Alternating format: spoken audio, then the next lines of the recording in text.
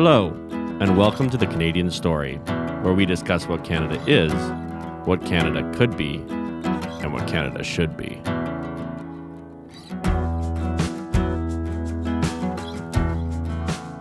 Hey everybody, welcome back to the Canadian Story. Today, I am excited to have rejoining the show my cousin, Mr. Luke Mason. Luke, thanks for being here, man. Thanks for getting up bright and early in that BC morning and braving the internet to talk to me. Pacific Standard Time. We're Canada too. No. Canada is just Ontario. Yeah. Don't you know? Yeah. No, very happy to be here. So happy to finally be joined by David as well. Right. Yeah. That's actually right. That's two strikes now. Two strikes on David for the Luke Mason episodes for whatever reason. Well, you know what? To paraphrase the great American philosopher Michael Scott, 2 strikes, you're out. Oh my gosh. There's shows that have the do and do not have rewatch value. And The Office is one of those shows that you can just put it on and it'll always be great. It will always be Jim staring into the camera. It will always be Michael Scott doing the most ridiculous thing that could be done at that possible moment. It is a wonderful, wonderful masterpiece of a show. I don't think there's ever been a show that better developed its auxiliary characters. Oh, that's an interesting perspective. Right? Okay. Because if you watch the first couple seasons, the Phyllises, the Stanleys, the Creeds, they're like there, but they're not quite, they don't have their own voice yet, you know? And I don't really think it's till about season 3 where you start to see some of these kind of subplots involving like a little bit more of the lives of the secondary and tertiary characters. And by the end, like certainly by like season 5, all of them are like these complicated, interconnected systems. So you go from, 4 main characters to 4 main characters with like 11 compelling secondary characters. And so I don't know, like the way that the jokes were able to multiply in that show because of the inside knowledge we had into the more characters' lives is just really an underemphasized genius of that show, I think. That makes sense. I, through the whole series, appreciated Stanley because there's nothing funnier than a grumpy old dude to me. It's so quintessentially perfect in my opinion. There's so many good and man, I don't know, we can do a whole episode on The Office. Like the way that they write his comedy is he's kind of understated and cantankerous and a little bit misanthropic. Except on Pretzel Day, he's got energy again, right? and then I love the episode where Andy introduces the Semisonic song "Closing Time." Oh yeah, when they go home, and everyone is just so over this song, except Stanley loves it, even though he's never heard it before because it means he gets to go home, and it just shows him like beautifully singing the end of the song. I felt like Andy's character was finished strangely. I feel like they didn't have a good solution as to what to do with him. And the first time I watched through the show, I ended up being very uncomfortable with his character. Well, what is one to do with a man-child? Yeah, what a man-child is in fact uncomfortable, I suppose. But yeah, it was just it got weird for me. It got so strange. Mm-hmm. Anyway, totally. Luke. Yes. Who are you, so that people know who they're listening to? Tell us a little bit about yourself. Most importantly, I am your cousin. Absolutely, that is point number 1. Yeah, I have appeared a couple times, but only once, just me. And so I live in Nelson, British Columbia, which is the West Kootenays. The Kootenays being the part of Canada that's the little sliver of the dogleg between Alberta and BC. You can imagine on the map again, BC follows the mountains on its border in the southern part, so it kind of digs into Alberta a little bit. Is that in the map of Ontario? Let me think. Okay, yeah, you're right. I need to make an analogy or a parallel here. It's like I'm sorry, that was a terrible joke, and I swear I'm not one of those people. I'm not one of those people. But those people they do exist. Which part of the book? Okay, so I imagine I actually don't know Ontario's geography well enough to. So imagine if I I'm trying to make a Great Lakes reference here. It's like if Lake Superior wasn't evenly split. It was like, I guess that's still even too far from Toronto, isn't it? Lake Ontario. We'll do a Lake Ontario. Now we've made it. Now we're in Canada. Yeah. If more of the border between the US and Canada of Lake Ontario was on the Ontario side, that's kind of what happens at the BC Alberta border. Anyway, that little segment of the country, the area is called the Kootenays. And it's a really beautiful part of the country. Some amazing recreation out here, both skiing and mountain biking. Gorgeous Selkirk and Valhalla Mountains. Kind of like no big towns anywhere. Kelowna's 4 hours a drive. Both Calgary and Vancouver, a 7-hour drive. Takes forever to get anywhere. Roads are treacherous. Pretty beautiful stuff. I love it. A lot of bears. So many bears out here. That's great. Was it you? Remind me. Was it you who was giving us trouble, David and I trouble, for not asking the quintessential Canadian story question? Yeah, that was me, yes. Okay, so if you guys have been listening to us for a very long time, since the beginning, we used to ask this question every episode, at the beginning of the episode. What is something you love about Canada? And we've since kind of strayed from that path for one reason or another. But Luke was giving us trouble a while ago about not doing that. So Luke, let's do it. Give me something that you love about our country, Canada. That's different from what I said last time? Yeah. Okay. Well, I think last time I said it's Canada's like physical beauty as well as its political freedoms, more or less. Maybe I'll just augment that second point and say I think it's amazing because I say this more matter of factly than anything. I'm relatively historically literate. I think it's pretty amazing to live in a country that freely allows you to deride the underpinnings of that country. I think it's kind of historically, it's a historical aberration to have a society that allows you to be free enough to totally trash that society down to its roots. Because most societies have taboos, whether they be political or religious or social, whatever, that if you transgress them, you are in jail or you're mobbed or whatever, right? I think it's pretty amazing to live in a society that, even if it's just nominal, and it's mostly not nominal, I would say, in Canada's history, allows you to vocalize your displeasure for the very foundations of the country you live in. Even some of the most some heroes of mine, someone like Socrates, when he would do that, very much not to the level done today, he was put to death. So I think it's pretty fantastic that dissent is tolerated, I suppose. Yeah, to a certain degree. It's certainly more available to us than the vast majority of history. That is the vast majority of countries on the planet today.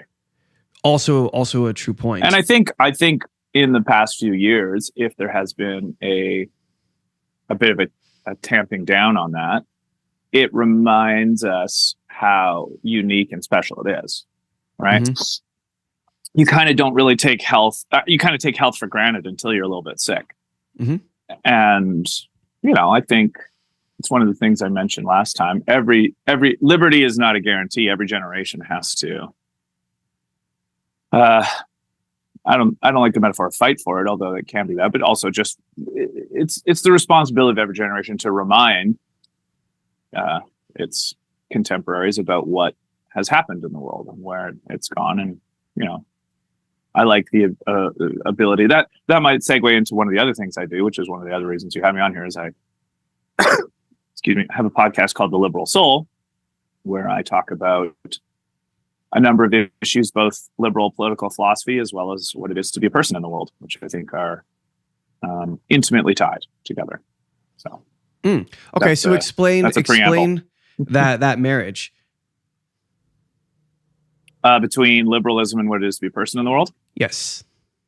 Well, I think I mentioned last time I've always been interested in liberty and liberalism, although I never would have called it that growing up. A lot of times you only learn the names of feelings once you read some philosophy later. But the proximate orientation for me towards this was a book from 2019 by the Canadian writer Adam Gopnik called 1,000 Small Sanities, subtitled The Moral Adventure of Liberalism, where he just kind of painted this picture of, especially the last couple centuries, but he can go a bit further than that, of the advent of liberalism. And his argument, which resonated with me, is that liberalism is downstream of humanism. So it's the adoption in society of the idea of a robust form of sympathy and compassion for other people who are suffering. And,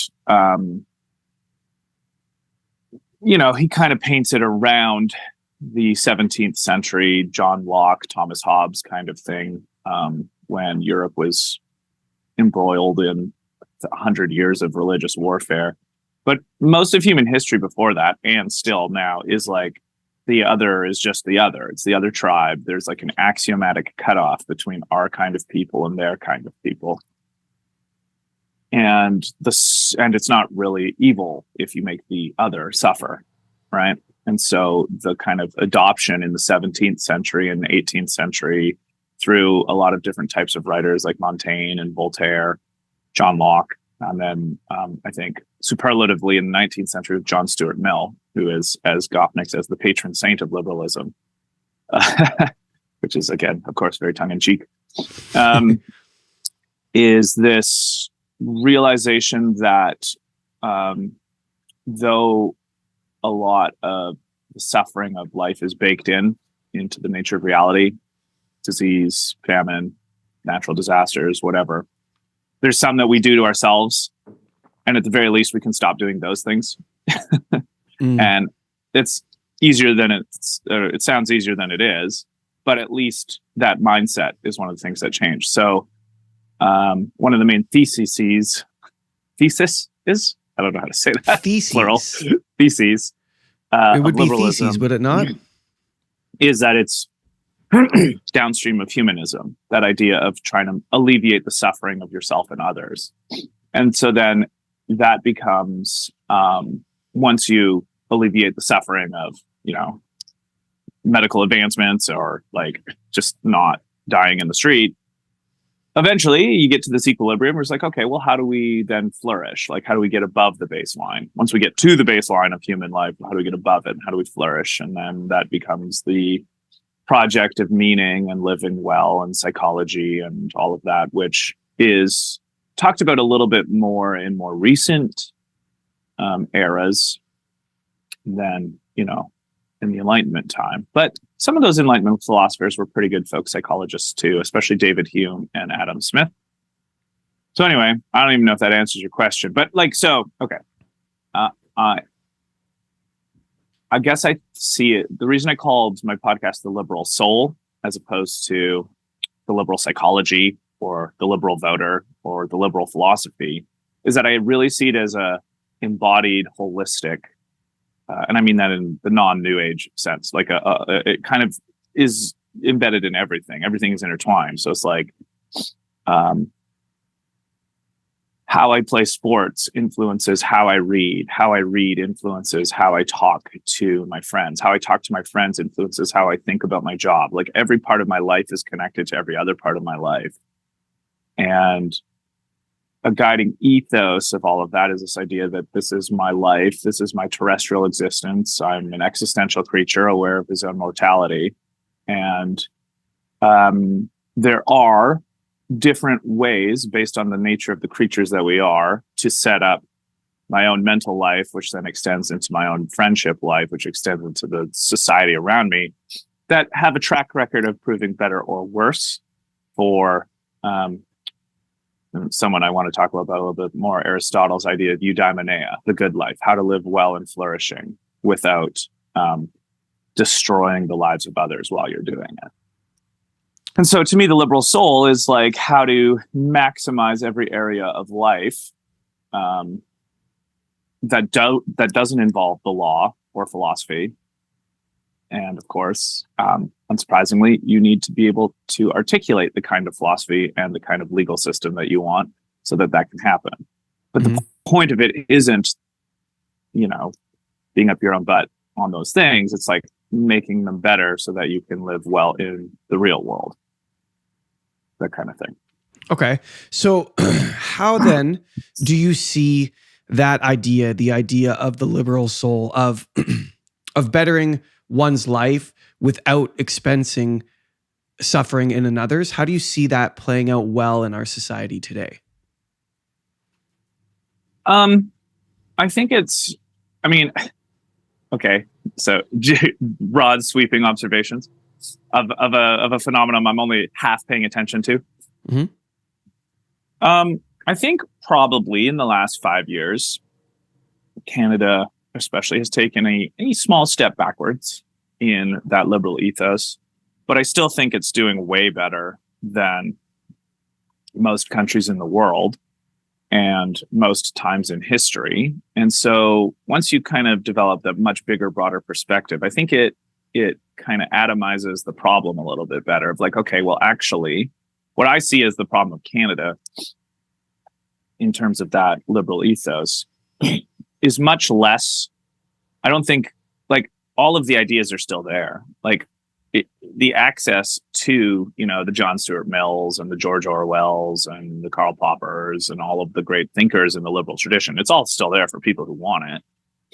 I think media has done overall a pretty big disservice to that ethos because I think journalism has become a lot more partisan than it ever used to be. I think actually the trucker protest in Ottawa is a great example of that, is that a lot of the coverage, both for and against trucker convoy, was quite partisan. It was just like, they're bad or they're good. Whereas, I don't expect everyone to talk like this. My problem with what happened at that event was philosophical. It was like, I wasn't mad that Trudeau did what he did. I was mad that the state of Canada did what it did.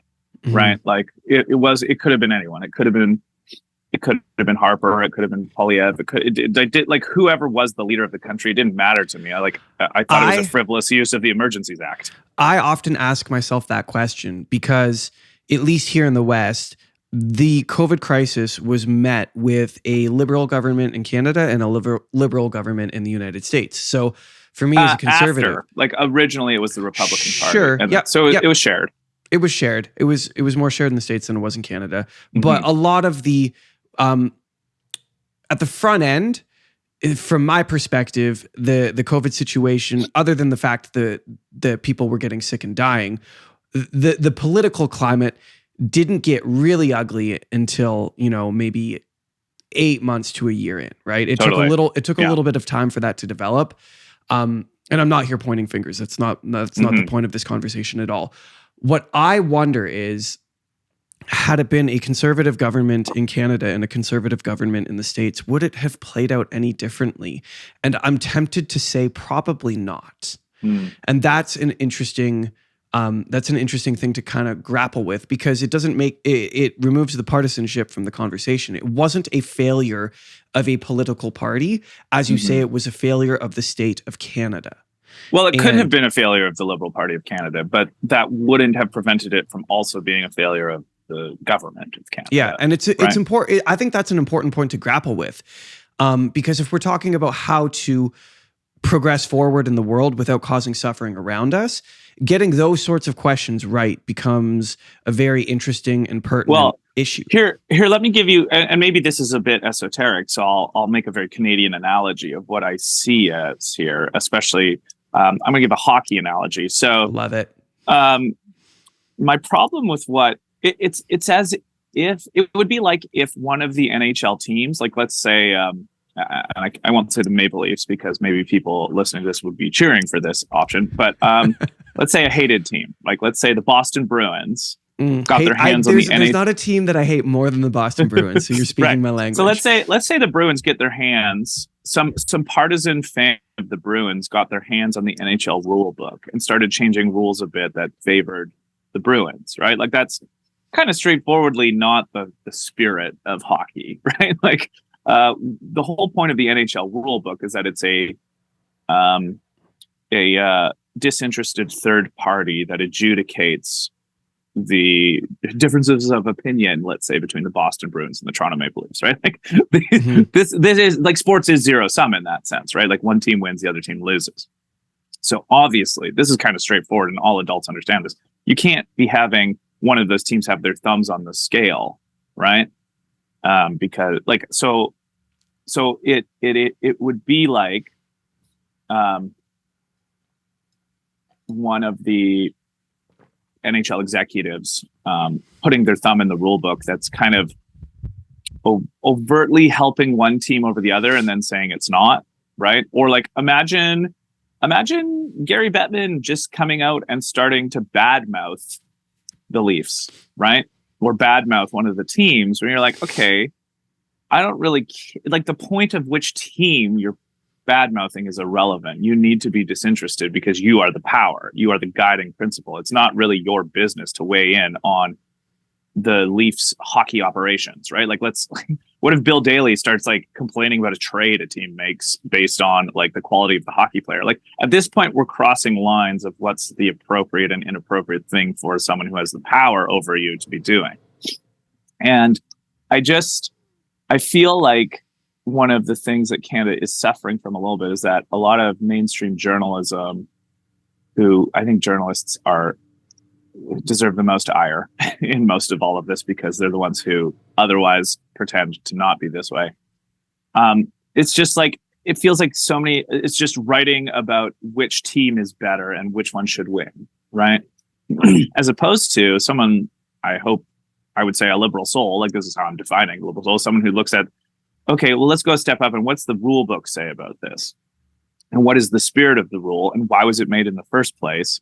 And so to bring it back to the government, when I'm just too aware of how much more power the state has over the people, right? Like there's just history and geography is rife with evidence of abuses. When it comes to the state and the people, the abuses are 99.9% in one direction, right? Mm-hmm. There are very interesting historical examples like the American and French Revolution and the Bolshevik Revolution where, yeah, actually the people did win.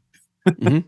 But it's not straightforward that also worked out in any humanistic way either. So to me, I come up with these, people who are like a little bit against the convoy were like, well, they're in Ottawa, it's loud. Imagine living there. And I was like, fair enough. Okay, fair points. Arrest them for pre-existing laws. There's already laws that exist to deal with this. And if there isn't, okay, that's an interesting emergent factor of our country that Parliament needs to discuss and vote through the democratic process. To make an Emergencies Act, for me, is like the political equivalent of, Gary Bettman making a Boston Bruins Act of the rule book, where it's now, okay, or like more clearly like an here's a few of the other teams act of the rule book. We're going to put an emergency rule in that says if your team's colors are black and yellow, you're going to get an extra goal at the start of every game. It's like, well, okay, that's kind of bullshit. Yeah, well, I mean, that sucks. No one likes that. And so, yeah, my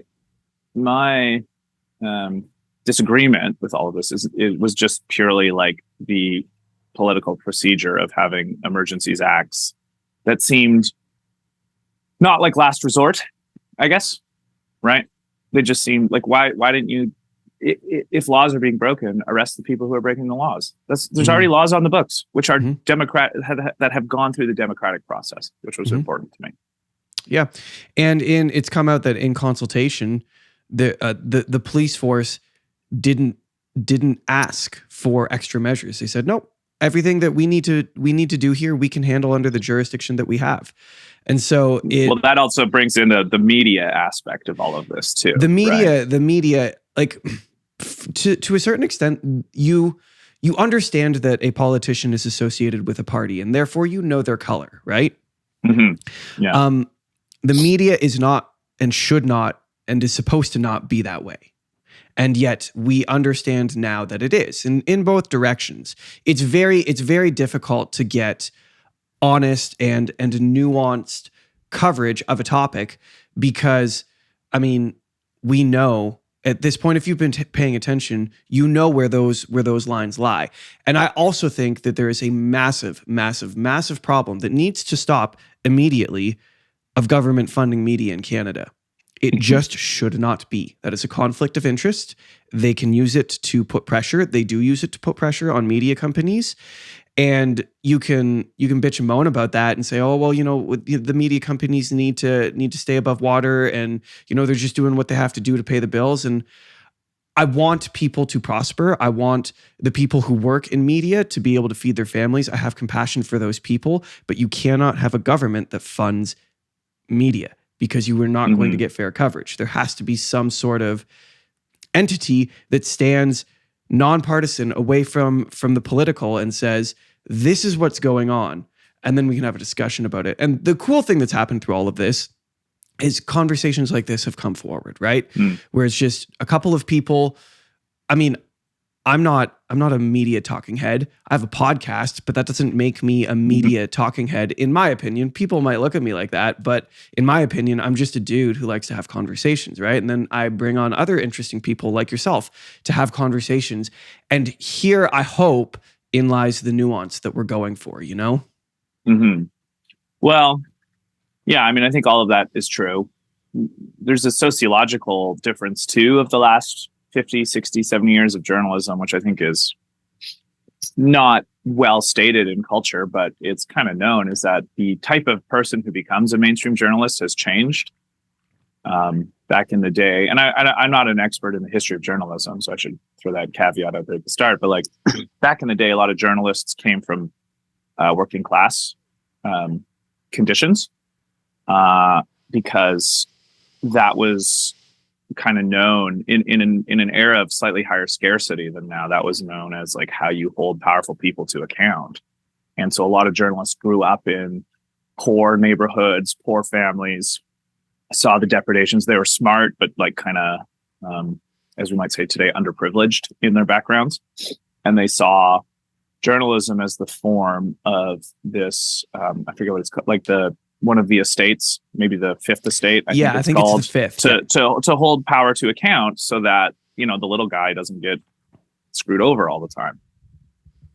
And I can't remember who said it, but there's like this sociological argument that over the last couple decades, the class of journalists has changed from working class to suburban.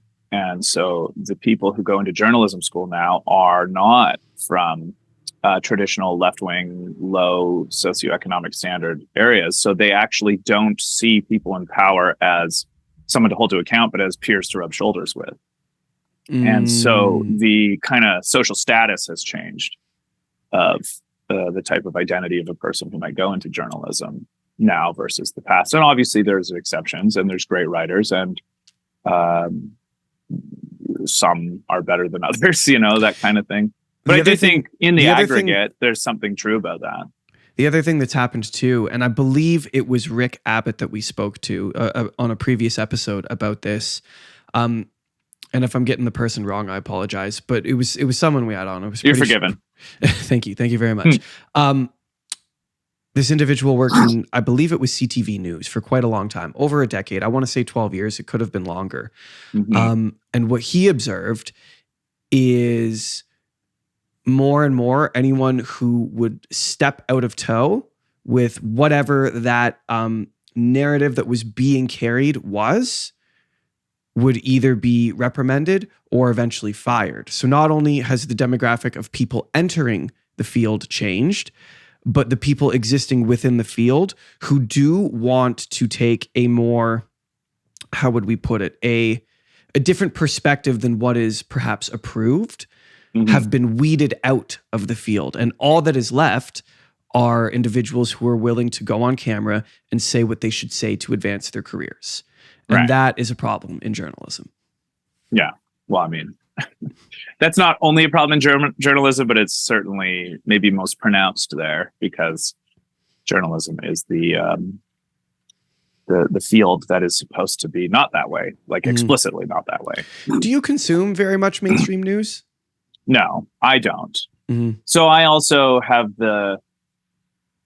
there's a bias in psychology of like, I don't quite appreciate how much other people do, like I don't actually have a good barometer of what it is. I think it's a lot less. And I think it's certainly a lot less for people in like the 40 and under demographic.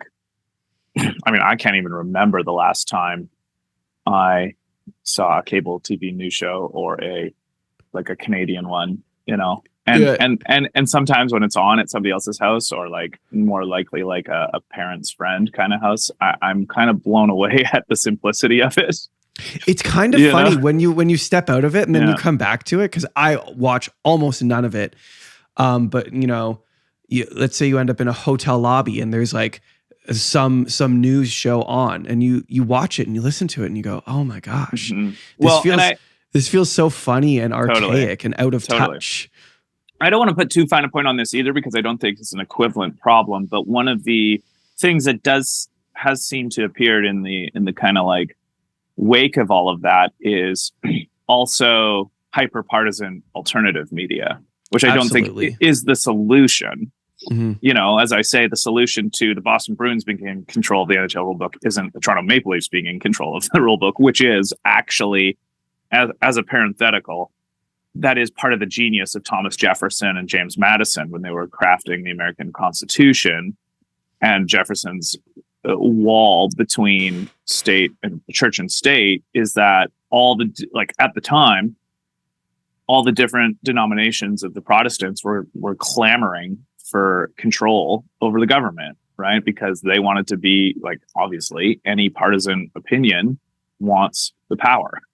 Duh. Mm-hmm. A to B, right? Mm-hmm. And so that was like, no, instead, that was like the first country to instantiate the idea that no, the Maple Leafs aren't going to have control of the rule book. The Bruins are. An indifferent third party will, and that, again, in practice is much harder to hold up than in theory, but it's done pretty well if you consider the totality of countries over time. And another just observation is I think modern Western people have a completely warped view of what the world is.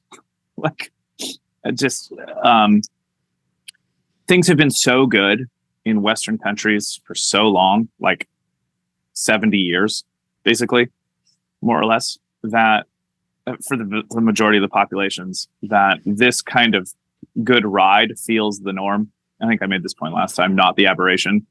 And I would humbly submit part of the definition of the liberal soul is realizing how precious, unlikely, and rare this type of life is, and how precarious it is, and all of the things that have gone in to keep it, to make it, and to keep it. Even like you say 70 years. We can talk about the world wars, which I'm sure were awful. But even aside, they were awful. Even the world wars, aside from Pearl Harbor, unless my history is incorrect, were not fought on North American soil. North American, no, right? So even the world wars, the people who went and fought and died and came home with PTSD and et cetera, the loss within family, all of that was real. But for the most part, it was still a thing that happened somewhere else. So you could even, in a way, extend that 70 years out even further, right? It did bring a lot of like economic scarcity to North America, but not like a war, which is its own. Yeah. So to bring it back to all of that, it's just I feel this kind of reflection on history and what people's lives, like taking seriously what people's lives were like in other eras, really brings a lot of gratitude to me to be alive when I am and where I am. But also galvanizes me to maintain that for, people today and people in the future, because it's been pretty terrible for most people most of the time. Yeah. And we've figured out in the last couple hundred years, for some people to have it not as terrible as it could be all the time. And it's been spreading, and it's been getting better, slowly but surely, which is the part of the liberal ethos, is slowly but surely. Sure. So what does it look like on an individual level? Because I think so much of the pain that we experience on a grandiose scale, like the scale of a country, comes down to the individual experience. And I think those many, many, many, many individual experiences very directly play into what a nation faces, right? So on an individual level, what does it look like? Because I think this line has become a little blurred, especially over the past couple of years. What does it look like to defend that state that we have found ourselves in, where things are better than they could be? What does it look like to defend that as the liberal soul? There's no one way exactly to do it, which is the kind of wishy-washy pluralistic answer that every good liberal gives, but I think it's true. If I was going to nail it down, though, I think the best way to do it so that you can show its vitality is to live as well as possible. I think there's a line in the Bible that says, "You will know them from the fruits of their labor," or something like that. Right? You will know them for their fruits. Yeah, something like that. And it's so, translation. You will know them by their fruits. Is the right. Yep. And so, and a slightly less partisanly religious text, Ralph Waldo Emerson once wrote, "Show me the work, and I will know the man." Mm-hmm. What you do speaks so loud I can't hear what you say.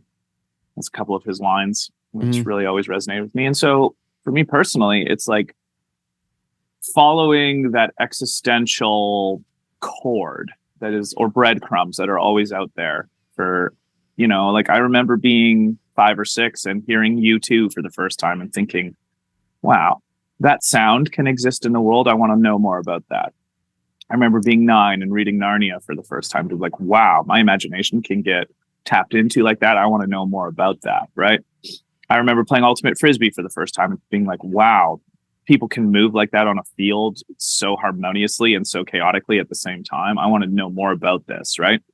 And so it's curiosity, being open to experiences and tapping into the ones that really get you going, and then pursuing crafts, projects, creative endeavors that are both meaningful for yourself in the first person, and then slowly, as we've noticed over time, add value third person to other people around you. And so, like, again, I think holding political opinions for the sake of just those opinions in a partisan or tribal sense is obviously boring, but also counterproductive, because they themselves become the revolutionary slogan always becomes the dogma of the next generation, right? It just calcifies and just becomes the next status quo. Mm-hmm. And so the liberal soul would eschew all of that and say, no, it's the revolutionary slogan. If we need to go that far, I would say more like the piecemeal reform slogan. Let's change a little bit now and see how it works for a few years. Yeah.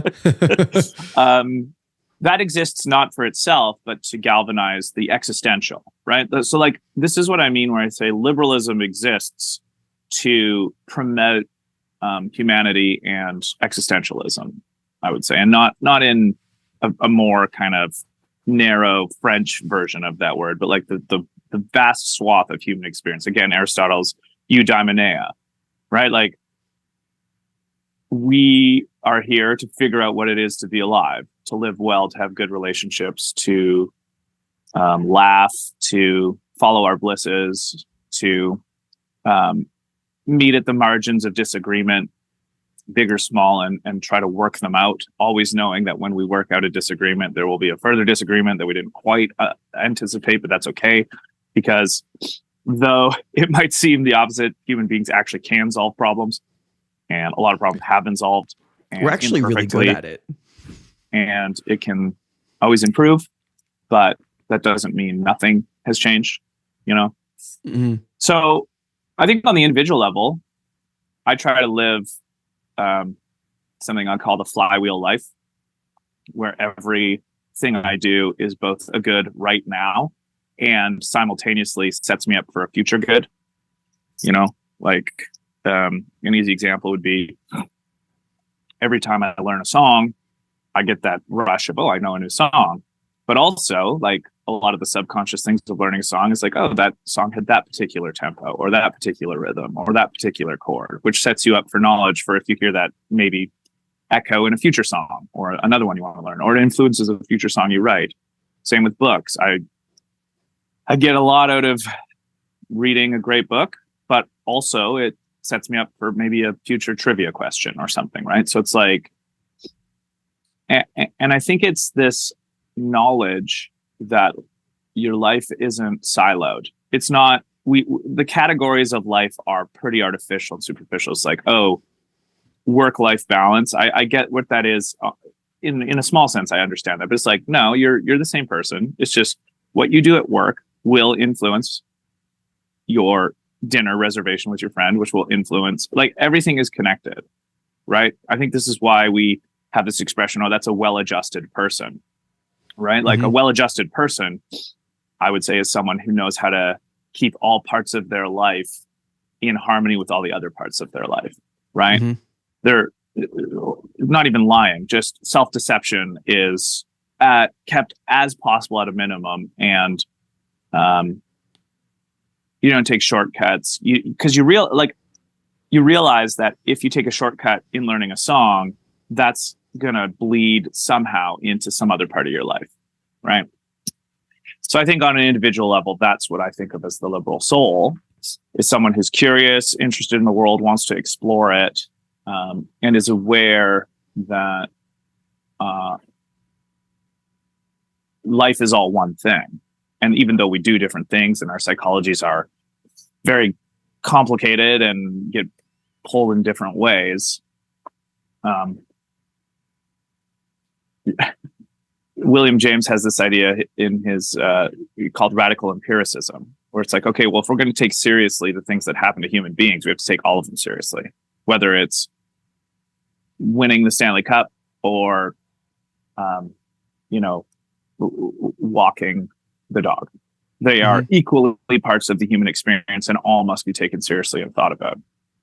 So I think all paying, as David, paying attention. I mean, that can also become its own slogan, but just, realizing that everything you do in seemingly unrelated elements of your life are going to influence other elements of your life, and always wanting to do it in the way that is what I call the flywheel, where it's a good now and sets you up for a future good.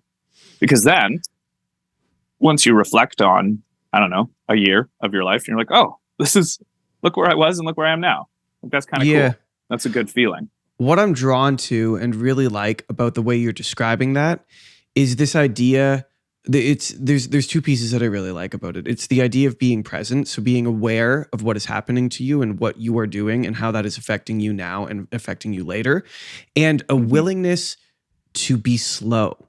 And what I mean by that is, okay, I'm going to do a small thing now that is good for me, but I recognize that if I do many small things now, each time I have an opportunity to choose to do something small that is good for me now, I can create an exponential better me in the future.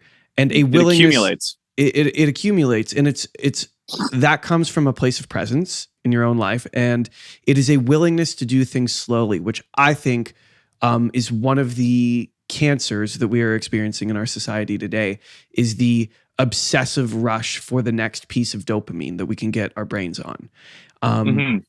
And you see that play out in the social media world, and you see that play out in so many different areas. It's what addiction is made out of, and addictive substances are there's such a wide range. They're not just some substances you put in your body, alcohol, drugs, but gambling is an addiction. Social media is an addiction. It's spread out so much further, but it comes down to minus caffeine. Caffeine is the addiction I choose. Yeah, that's right. That's right. That's a good way to put it. Yeah, you got to have one. But it all comes down. What you were doing is every addiction is chasing the same thing. It's chasing a dopamine hit. And what you are describing is not that. What you are describing is a slow, meditative crawl toward the better you. And I think if we can all on an individual basis collectively do that, that is the building block of a better society in the future. Yeah, I mean, and one of the things that I think makes it easier is that you don't actually need to think about it all the time as the better you, right? Because then you're just kind of off and up your own ass about that. Like, and then you make it a dogma in itself. I think a lot of self-help ends up in this place. It starts in a good place and just becomes its own kind of like marquee sign of always trying to do that, be a better version of you. Whereas like, I think about it more, it's like, what's a good way to not eat cookies? To not buy cookies. And if you don't buy cookies and they're not in your house, you don't have to think every moment, oh, I'm a good person because I don't buy cookies and I'm smart. You know, it's just experientially, they're not there. And so you can just go do other things. So it's just more like setting up an environment of your life that actually takes the conscious effort away from having to think about setting up a good environment in your life. And then you just go live. And then you're much more in the moment and you're in that flow state. And you can like obviously plan and defer gratification. I have a good example of this.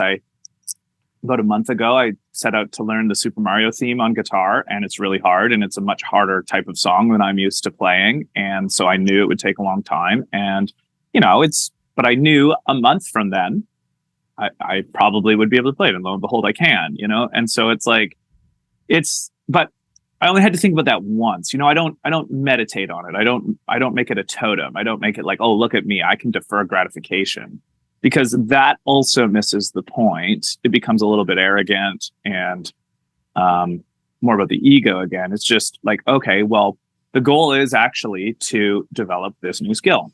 And that being the goal, that's not going to be helped by me like patting myself on the back by being able to do that better. But it is useful to know how to do it. And then once I set that in place, I don't have to think about it anymore. You know? Yeah. Setting up your environment so that your environment keys in to the betterment of yourself is a huge piece that's super, super important. The notion of don't put cookies in the house. It's easier to reject a cookie when the cookie is on the shelf at the grocery store, when you can't eat it right away until you pay for it. And I mean, if you're really desperate, then you can take it out to your car and eat it if you want. But if you're eating cookies like that, maybe you should calm down on cookies. Well, I mean, and that's also an example of a flywheel life, I think, because to me, the willpower to not buy the cookie at the grocery store is a good in of itself if that's your goal, right? And then it sets you up for the future good of not having the cookie in the house. Yeah, and I would say that's an easier willpower to exercise than not eating the cookie in your house. My mom, in her infinite wisdom, always used to tell me, never grocery shop hungry. Yeah, and it's a good rule. Of course, it's a good rule. It's these little. And that is the rule that precedes not buying the cookie at the grocery store, right? There's a lot of wisdom in aphorisms. Yeah. So there is this other idea that I wanted to just chat with you about, because I think it actually applies to both of us in a pretty direct way. Because one of the modern malaises, I think, is like manhood, right? And I also think that this is a kind of topic that is controversial, but also boring at the same time. Like a lot of people, I think, fall on kind of extreme ends of what it is to be a man in the 21st century, because obviously society has shifted greatly and the responsibilities of men have shifted a lot over the last 30 years, definitely. And so I actually have been developing this idea that I'm going to talk about in a book one day of the liberal soul called Vital Masculinity. So if you don't mind, I'll take a moment here. Give me the spiel. Okay, so this is an idea that is influenced from Aristotle again, because in his Nicomachean Ethics, I mean, Aristotle wrote about everything, but when he wrote about ethics, he developed this thing called the golden mean. And his thesis was that a virtue is actually not the opposite of a vice, but it lies in between two vices. Okay. So he said that something like courage isn't the opposite of cowardice, Courage is actually not exactly halfway, but it's a heuristic. It's halfway between cowardice and recklessness. So he obviously cowardice, you could go save someone's, like, there's a kid in the street and the car's coming and you just stand, and it's not you're frozen, you just don't go because you're scared for yourself to go rescue them. Like, maybe that's forgivable, but we might call that cowardice too, right? Courage would be running in the street, grabbing that kid, moving him out of the way of the car just in time, right? Or hopefully just in time. But he also would add this third category of recklessness is running around in traffic for no reason other than to show that you can, right? Mm-hmm. Like, it's not brave to just go run in traffic, right? We would actually call that reckless. And that is in itself a vice. Now, is it as bad of a vice as cowardice? I don't know. I'll leave that for the philosophers. But his point is that actually the courage is between those two things. He also gives the example, he gives a few examples. Another one, just to make it, is generosity is not the opposite of miserliness, as he called it. Generosity is actually halfway between miserliness and what he would call a kind of stupidity with your money, giving it all away to everyone all the time. And then you have nothing left and you can't take care of yourself or your family. Like, that isn't also, that's also a vice. Right? Mm-hmm. So his point was basically the virtue of a particular attribute doesn't lie at the opposite end of its most obvious vice, but actually halfway between its most obvious vice and a less obvious vice on the other side. And so I am borrowing that idea for masculinity. And because I there's this term we hear all the time in culture, toxic masculinity. And I do think that captures a real phenomenon, though I think it's overused. I grew up playing hockey, and I can tell you that in a hockey locker room full of boys who are 13 and 14, there is a lot of toxic masculinity in that room. There's a lot of misogyny. There's a lot of fragile egos. There's a lot of fragile alphas thumping their chests. Like, if toxic masculinity is anywhere, it's in a 14-year-old boys hockey locker room. Mm-hmm. So I don't think it doesn't exist, but and that's the obvious vice. But I think the less obvious vice is something I call vapid masculinity, which is like no masculinity at all. The stereotype is someone in the basement playing video games all day. And I don't mean to denigrate video games. I just mean like someone who doesn't engage with the world, who has no ambition or is not much use to other people in any vibrant sense of a life, right? And to me, the virtue between these two vices is what I call vital masculinity. And I think masculinity itself, not necessarily only applied to men, but also predominantly in the sense that, to the extent that testosterone is involved, let's say, to make it biochemical. And so to me, there's a few attributes of vital masculinity that differentiate it from other forms, which is one of them being a kind of wry self-awareness. The ability to laugh at the self is an important part of vital masculinity, to be able to not take yourself so seriously that anytime someone makes a joke at your expense, you immediately get your hackles up and your ego's exposed. But you can, like, maybe vital masculinity can see the truth in a joke about the self and chuckle at it because we're all a little bit silly. Mm-hmm. And it another part of it can. So my slogan for vital masculinity is that it flaunts no ego, flaunts vital masculinity. Man. Vital masculinity flaunts no ego and suffers no bullies. And so it can stand up to bullies. It can stand up to the toxic masculinity in the world and say, no, that's not how you treat people. So obviously, another way I mentioned it earlier, like vital masculinity knows how to treat women, knows how to see women as equals, partners, co-sailors in the ship of life, people to be taken seriously, but also to be respected enough to disagree with if you think they're wrong. Knows how to love, knows how to be a friend, a partner, basically an equal, right? No, nobody is eschewed from that, man or woman. And again, your ego isn't threatened by somebody else being successful or powerful or smart or independent, because you value them as an individual, not necessarily as a group, first and foremost. But then also, and I mean, I'm not going to make it too salacious, but like, straight women appreciate a certain level of masculinity in the bar, on the dance floor, and in the bedroom, and they want that, right? And so being able to have that kind of energy to be part of being a good partner.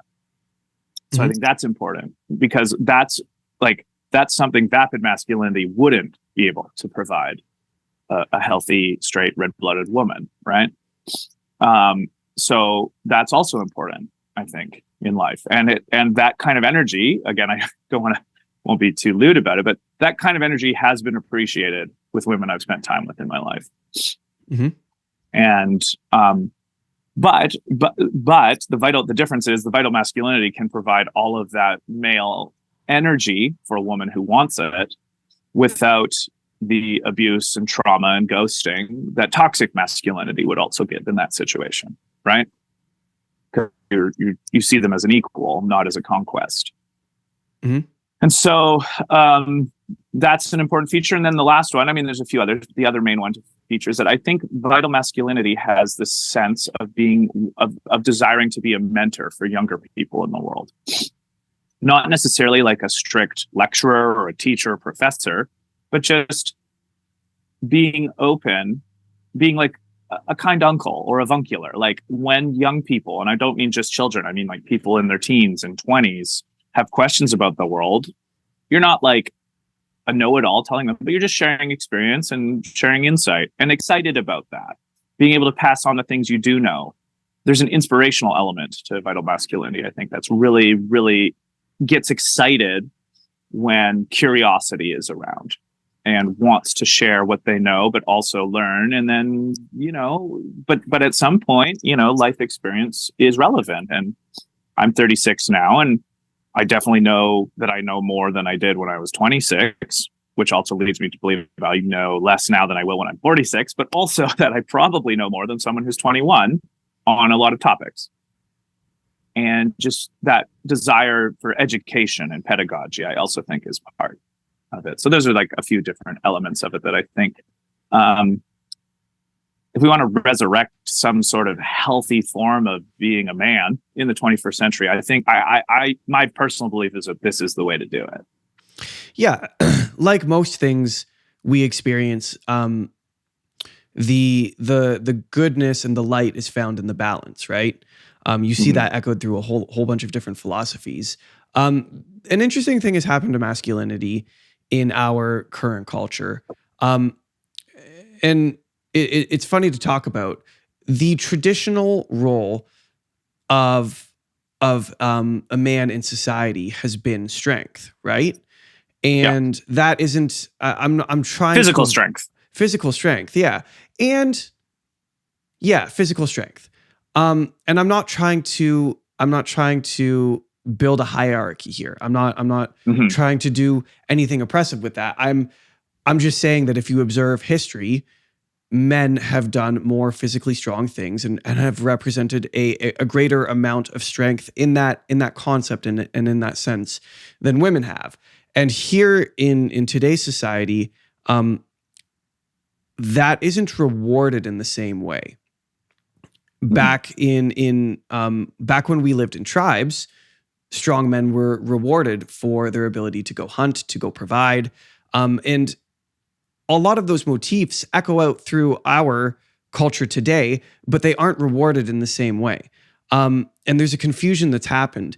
And when you talk about masculinity, it's such an important thing because our current society today looks at toxic masculinity, which is a rampant problem. We are in the era of the fuck boy, and it's just like, what is that? That is a misuse of power, right? Yeah. There's so many ways we could go about this. I have so many thoughts echoing because this is a very interesting topic to me. But the incorporation, The strength is not the problem. That's the point that I'm trying to get at. Strength is not the problem. Strength is the solution. The correct harnessing of strength is the problem. It is not the strength itself. So an incorrect harnessing of masculine strength is an abusive husband.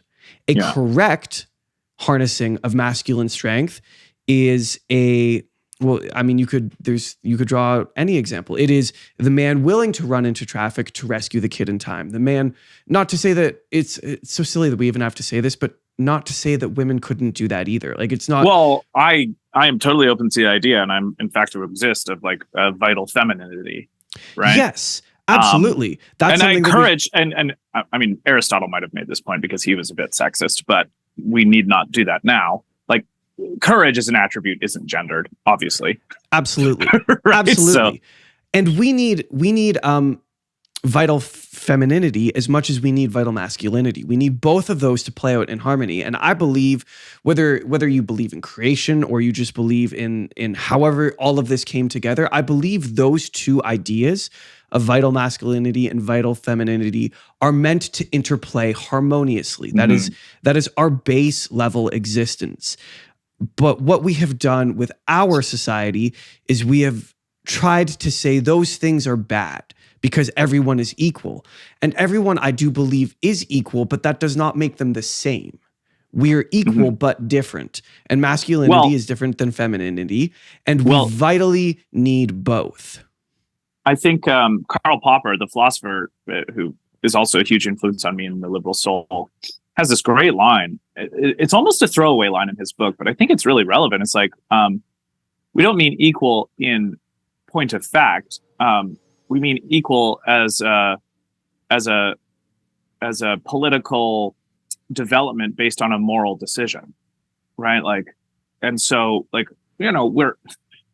every single human being is a little unequal in different attributes, but that's not what we're talking about. We're talking about political equality based on a moral decision. And this is another thing I love about liberalism, is that it puts the ball squarely in the hands of human beings. Everything that we do is a decision of human beings. There's no forces greater than our own brains to figure out how we want to live together. And I know that could be controversial for a lot of people. For me, that's quite liberating. For a lot of people, it can be anxiety inducing, but it's quite liberating. But that's probably a topic for a whole other episode of this podcast. That is absolutely a whole other conversation. Because so I wanted to emphasize something that you talked about strength and fuckboys and douchebags.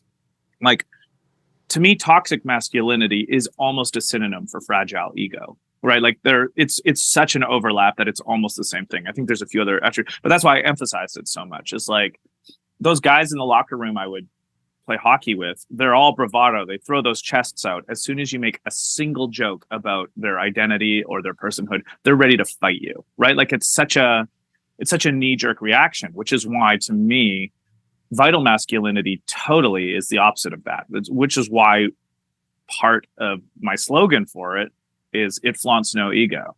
Like, ego is so far back, and it doesn't mean your goosebumps don't come up or you don't get a little frustrated by a personal comment. It just means that you're smart enough to ignore it, and you're capacious enough to realize that probably it says more about that person than you when they are getting under your skin or something like that. Yeah, but so in there lies that ability to overcome it, to not have that ego be a problem. Yeah. But as you mentioned earlier, in there lies another dichotomy in balance, in the sense that a vitally masculine man would be able to shirk off a comment that maybe ruffles his feathers a little bit, but there has to be another line that's drawn further down the line where that man will not allow himself to be abused. Oh, totally. Yeah. Right. Oh, for sure. That's why you suffer no bullies. That's what I forgot. I forgot that part of the slogan. But yeah, suffer no bullies. You have to be able to incorporate both. And that's a tricky thing. That's a tricky thing to learn how to do. And that is an I believe, a never-ending journey. And I think part of what those boys are doing in the locker room is figuring out how to draw some of those lines. And totally. perhaps they are drawing them in the incorrect places, but they are also 14 years old. Well, I'm also, I don't know all of them now, but I'm assuming a lot of them have grown up to be perfectly fine men, like most do. But, there is this segment of the never mind toxic masculinity. There's like mental health, there's psychopathy, there's narcissism. There's like the dark triad of psychopathy, narcissism, and Machiavellian. And then apparently there's a fourth one called sadism. Like only vital masculinity, not only, but vital masculinity is able to stand up against these people because they're bullies. I believe intrinsically that is meant to be the role of masculinity, is to stand up in your individual life and in society for the betterment of the people around you, to those narcissists, to that dark triad, right? That is the role of the incorporated and strong masculine energy. Mm-hmm. And if we don't have that, society itself gets bullied. Well, yeah. I mean, there's obviously a lot to talk about like people who are really bent on hurting others are not deterred by social norms, let's say, right? Mm-hmm. The only people who generally get deterred by social norms are, for the most part, people who either wouldn't violate the social norms or only violate them mildly. Mm-hmm. Right. So, because those are easier to control. In that sense. So yeah, I don't know. I just think I see this as, I've always been attracted to virtue ethics as a form of moral philosophy. I think because it's the most visceral, it's the most grounded. You don't need a lot of the metaphysics of a lot of the other types of moral philosophies that exist out there, which, are become so pie in the sky ethereal that you just get people arguing in universities. One of the great things about Aristotle is that you can still really easily talk about his ideas in the world today. Mm-hmm. Because he's a very embodied philosopher. I want to ask a question. So how would you recommend one to pursue vital masculinity? Number one, think about it. Have it be part of your conscious mental life. Notice the moments your ego feels exposed based on what other people are doing, or a feeling of inadequacy, and laugh at it. Like, be able to laugh at yourself. The ability to laugh at oneself, I think, is the crucible of this type of attitude. Because cosmically, we're hilarious creatures, right? Like, why do we have to, why does our sex organ also double as our urinary tract? That's pretty stupid. It's hilarious. we're basically chimpanzees. But that little bit of difference allows for all of the great things that we can do as a species and society. So it's like, there's a great line from Nietzsche where it says, you can only analyze something once you've well and truly laughed at it. And I think that's the same for ourselves. You can only take yourself seriously after you well and truly have laughed at yourself. And then once you've done that, you can actually start pursuing your projects. And so yeah, being on top of your ego. And the only way to do that is to think about it and to understand when you are feeling that way. And then I just think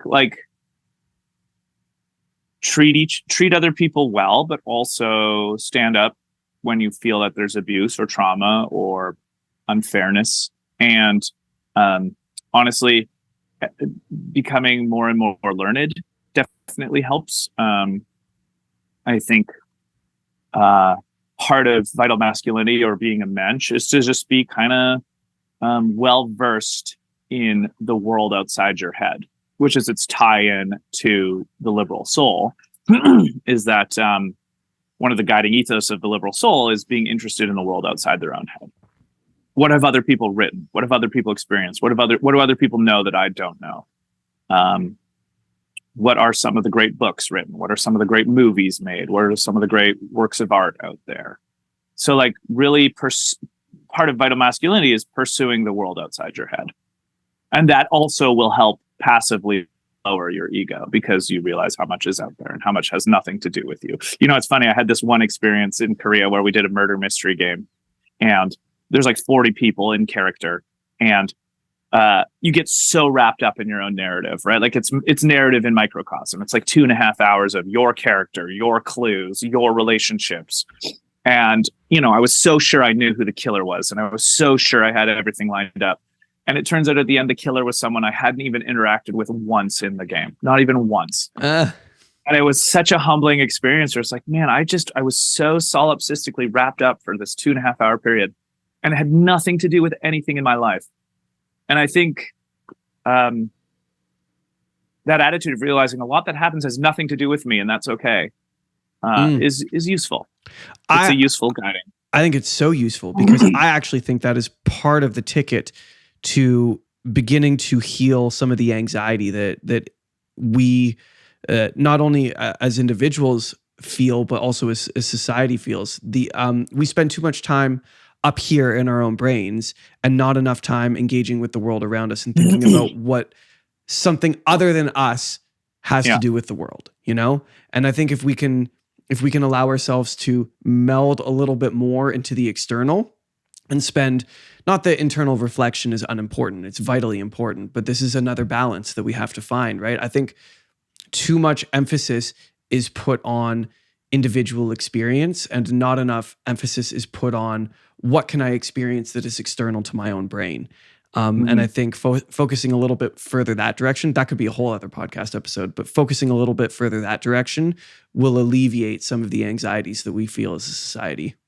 Well, and I mean, for me, I've gotten a lot of peace of mind when you understand that the vast majority of the world operates just fine without thinking about me at all. You know, when I realize my kind of cosmic insignificance in the world and in the, well, certainly the universe, but even on Earth, like how many billions of people have fully functioning lives that have nothing to do with me, it grounds a person enough to like start to enjoy the parts that do involve you, to start to relish and have gratitude for, you know, my guitar, the books I like, the friends I do have, to cherish all of that without feeling some sort of loss or less than-ness for all the parts that don't involve me, because it's a statistical inevitability. And then it's like the I'm vast just happy majority again. of the comings and goings of planet Earth don't give a shit about you. Yeah. and that that's kind a of cosmic good thing. humility allows you to pursue the things that you do find meaningful. Yeah. It opens you up to better enjoy what is around and available to you. Totally. Yeah. Well, I know that you have to run, Luke. I wish that we could keep going, but I want to thank you for being here and talking to me again. This has been fun. So let's. And I mean, I would say if any of the things that we've talked about today sound interesting to anyone, they can listen to my podcast, The Liberal Soul. I got about almost 40 episodes up there, and some of it is philosophical, some of it is just conversations with people about things we love. And if you actually want to hear David's voice, you can listen to our podcast, Really True Fiction, where we talk about great works of fiction and the real life ideas in them. Beautiful. I'll make sure to link both of those in the show notes. And awesome. Yeah. Thanks again, man. We'll see you next time. Thanks, Zach. Appreciate it. Thank you for listening to The Canadian Story.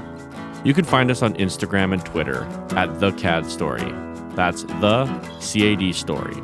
If you enjoy this podcast, please share it with your friends and family. Let's work together to remind Canadians how great their country is.